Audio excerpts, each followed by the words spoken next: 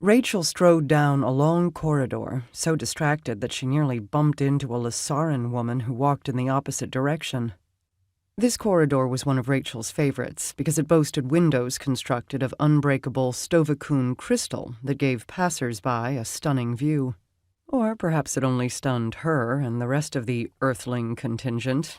Her lips twitched. Even after 4 months aboard the Lasaran warship Kandavar, being called Earthling made her fight the urge to laugh.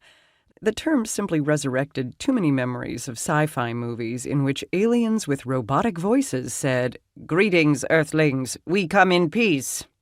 But out here in space, people tended to identify each other by their planet of origin. Rachel shook her head. Out here in space. Life could take some odd turns. And this was one of the oddest and most momentous she had ever experienced in her long life. The first had struck during the era historians often referred to as the Dark Ages. Rachel hadn't been as lucky as some of her Immortal Guardian brethren who were born into the aristocracy. Her parents had been poor. Hunger had haunted every waking moment. Only 2 of her siblings had lived past the age of 3. And because all of them had been born with unique gifts that other people lacked, danger had stalked them. Viking attacks in Britannia had made life even more perilous, as she had learned to her detriment when she was slain during one. Or nearly slain. She would have been slain if a vampire hadn't found her before an axe could. Vampires relished chaos and destruction. They flocked to it like flies to corpses, eager to feast upon the weak and wounded. To this day, Rachel didn't know why the vampire who found her as she fled had transformed her instead of killing her. She had no memory of him, only of the terror he'd instilled, the fear that the shadowy figure pursuing her was one of the Viking marauders who had slain everyone she loved. Perhaps the vampire had not yet succumbed to madness.